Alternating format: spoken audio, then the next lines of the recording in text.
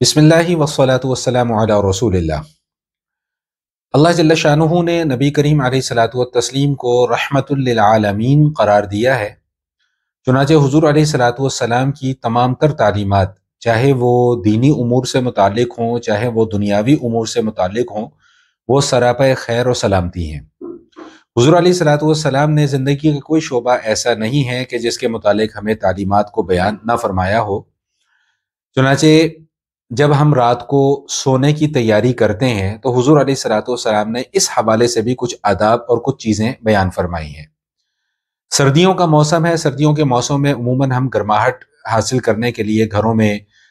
Gas haters یا چولہے یا کوئلے یا انگیٹھیوں وغیرہ کا انتظام کرتے ہیں۔ تو نبی کریم علیہ الصلاۃ والتسلیم نے اس حوالے سے بھی تعلیمات ارشاد فرمائی ہیں کہ جس سے ہمیں یہ معلوم ہوتا ہے کہ ہمیں رات کو سونے سے پہلے کیا کیا اہتمام کرنا چاہیے۔ چند احادیث میں اس ضمن میں آپ حضرات کے سامنے عرض کر دوں۔ بخاری شریف کی حدیث ہے، حضور علیہ الصلاۃ والسلام نے ارشاد فرمایا کہ لا تترکوا النار فی بیوتکم حین تنامون، کہ جب تم رات کو سونے لگو تو تم آگ کو جلتا ہوا مت چھوڑا کرو، کیونکہ یہ آگ جو ہے یہ فطرتی طور پہ اللہ پاک نے اس کے اندر شر کا مادہ رکھا ہے، تو یہ آگ ہمارے لیے نقصان کا سبب بن سکتی ہے۔ جیسا کہ ایک اور حدیث کے اندر بیان کیا گیا، سیدنا ابو موسیٰ اشعری رضی اللہ تعالیٰ عنہ اس حدیث کے راوی ہیں کہ مدینہ منورہ میں ایک گھر کے اندر آگ لگ گئی۔ تو جب حضور علیہ الصلاۃ والسلام کو اس بات کی اطلاع کی گئی کہ جی فلاں گھر کے اندر آگ لگ گئی ہے، تو حضور علیہ الصلاۃ والسلام نے ارشاد فرمایا کہ ان هذه النار انما هي عدو لکم، کہ یہ جو آگ ہے یہ تمہاری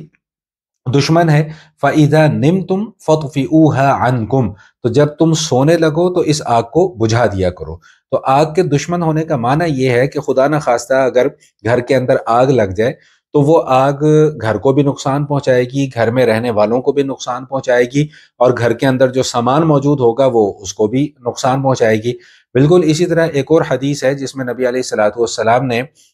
اس حوالے سے مزید تعلیمات کو ارشاد فرمایا ہے، جس میں سے حضور علیہ الصلاۃ والسلام نے سب سے پہلے یہ بات ارشاد فرمائی کہ خمر الآنیہ،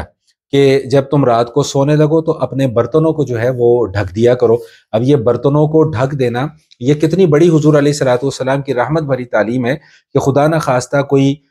موذی کیڑا یا کوئی جانور جو ہے وہ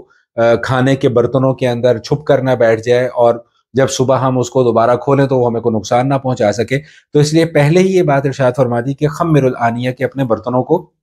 ڈھک دیا کرو، اور فرمایا کہ وَأَجِیفُ الْبَابَ، کہ دروازوں کو بند کر لیا کرو۔ اور ایک اور حدیث میں آتا ہے کہ جب دروازے بند کرو تو بسم اللہ پڑھ کر دروازوں کو بند کیا کرو۔ انشاءاللہ اس حوالے سے بھی تفصیل جو ہے وہ آگے کسی ویڈیو میں ہم ضرور بیان کریں گے۔ اور تیسری بات جو ارشاد فرمائی وہ ارشاد فرمائی کہ جو چراغ ہوتا ہے یا جو دیا ہوتا ہے یا جو شمع ہوتی ہے اس کو بجھا دیا کرو۔ اور اس کی ساتھ ساتھ وجہ بھی یہ ارشاد فرما دی کہ بسا اوقات گھروں کے اندر جو چوہے وغیرہ پائے جاتے ہیں، تو فرمایا کہ کہیں ایسا نہ ہو کہ کسی وقت کوئی چوہا جو ہے وہ جلتی ہوئی آگ کی بتی کو کھینچ کر لے جائے اور وہ تمہارے پورے گھر کو جو ہے وہ نقصان پہنچا دے، اور آگ پھیل جائے اور تمہارا پورا کا پورا گھر جو ہے وہ جل کر راکھ ہو جائے۔ اس حوالے سے فقہاء کرام نے لکھا ہے کہ اس ضمن میں جتنی بھی چیزیں آتی ہوں،